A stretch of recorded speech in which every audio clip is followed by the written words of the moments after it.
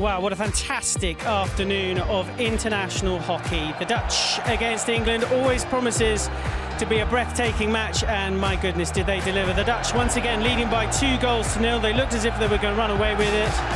But there was Danson, the captain, scoring her 100th goal for her country. And what about that for an equaliser? We then had a marathon penalty shootout, and in the end, for a change, it was the Dutch who came out winners. Congratulations to the Dutch, proving once again why they are the very best in the world. So some of the fans are making their way home, just gathering their thoughts after a breathtaking game. And the fans, as you can see, are just walking around making sure that every single flag, every single notepad is signed. But the excitement does actually continue here, because we do have an exclusive announcement now for the world of hockey, a new competition. It'll be played around the world starting in 2019. We will give you all the details in just a moment, but it's 9 teams, men and women, playing home and away, and these are the teams which will be taking part in the competition.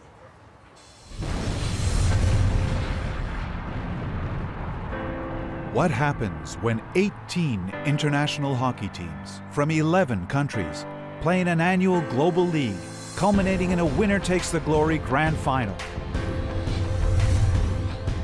The Hockey Pro League.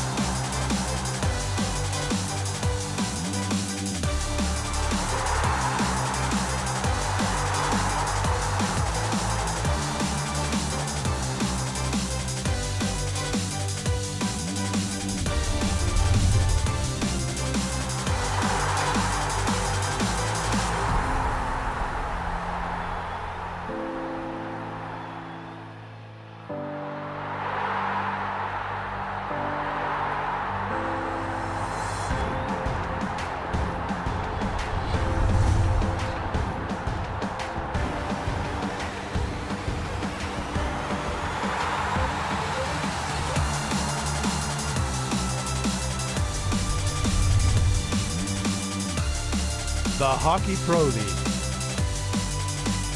The non-stop magic of hockey at home.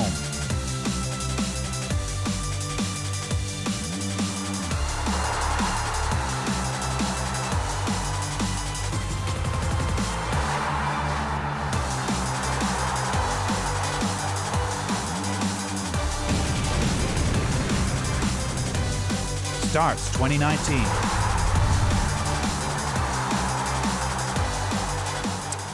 Well, I'm delighted to say I've been joined by 2 Olympic gold medalists. That's Giselle Ansley and, of course, Gonzalo Payet of Argentina. Congratulations on your success. Welcome.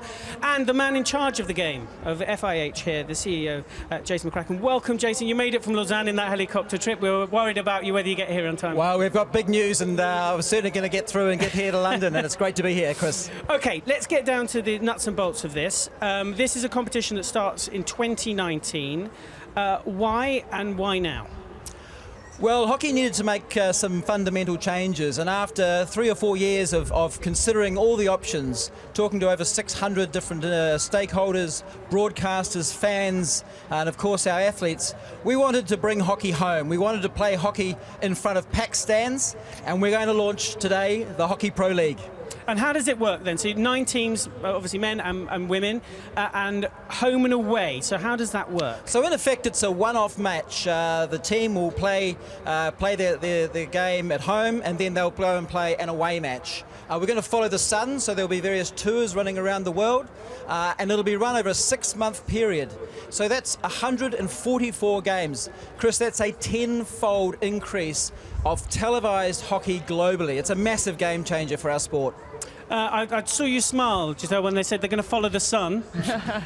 Is this exciting times? But how does a player react to this? Yeah, I mean, absolutely. This is an incredible announcement for us to hear as well. And obviously, as you've just seen in this game here today, a packed stadium, and what better for hockey? If we can play games like this, 6 months of the year, that's absolutely fantastic for our sport and for us as athletes, and hopefully for all the fans as well.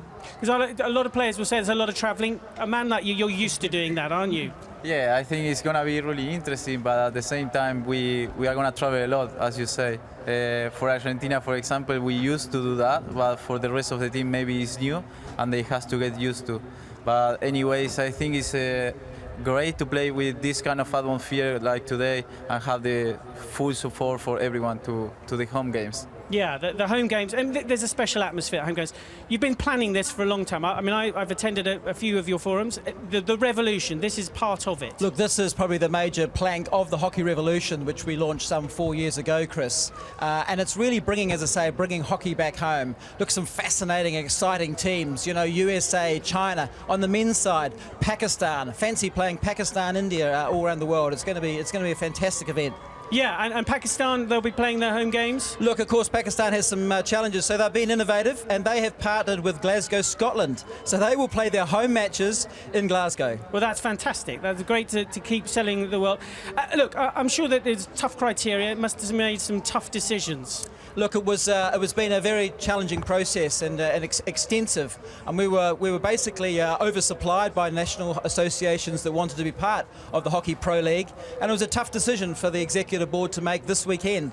And yes, we've made those decisions. We think it's the right mix. It's the right mix for the commercial aspect, for the television, for the fans, and obviously to make sure we have global coverage all across the world.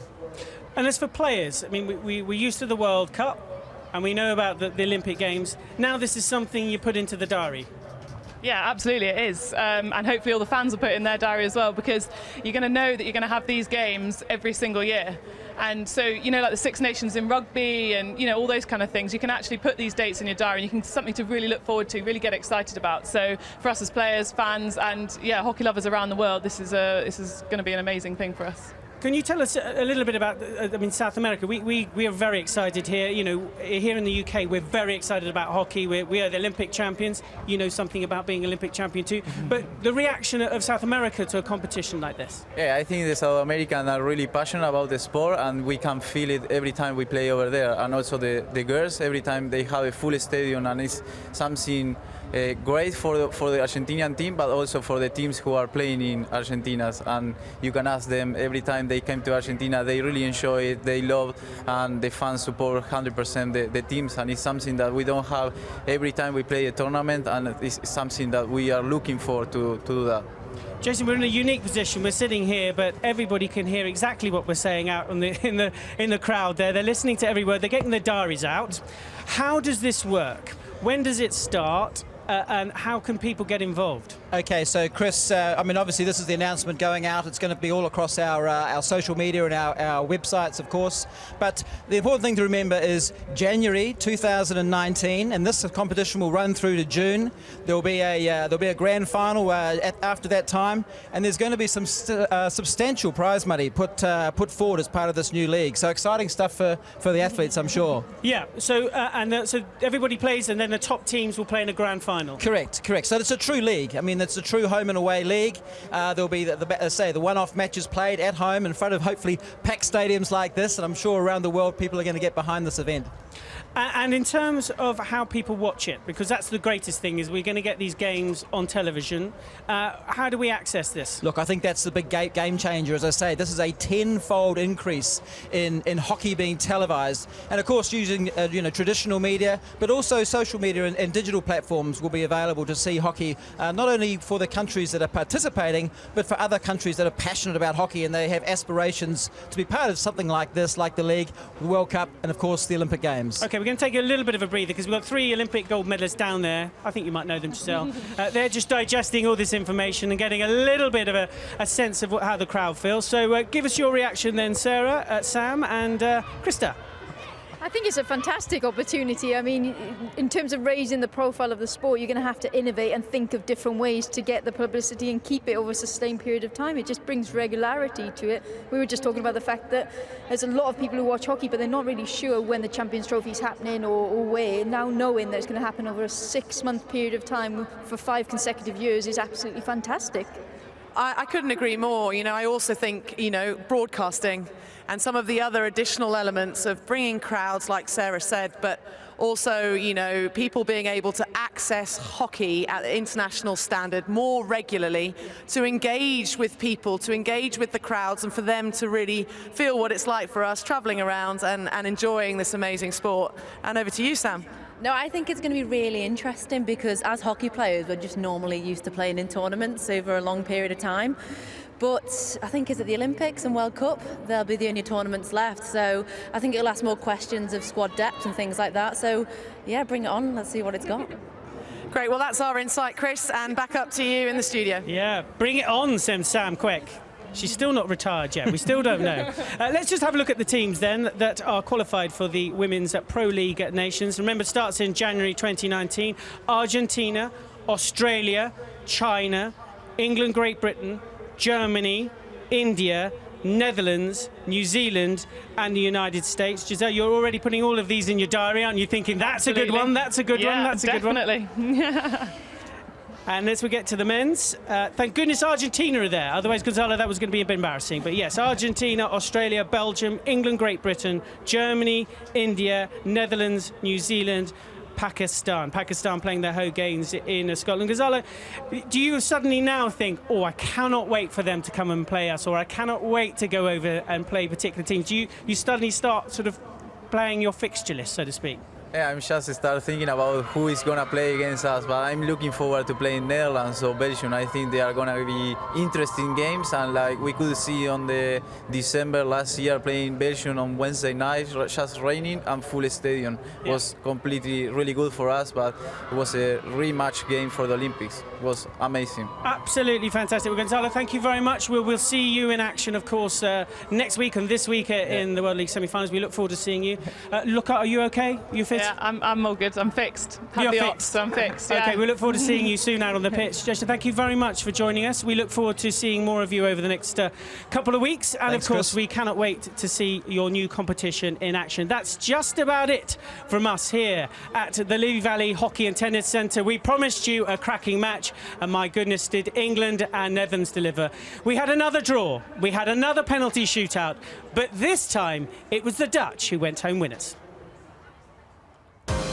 Netherlands, the World Cup holders, up against England, the Olympic champions. And there is your early goal. It's Lauren Luring who makes it England 0, Netherlands 2. Danson, her 100th goal, Bray 2-all. This time the Dutch get the better of England in a shootout.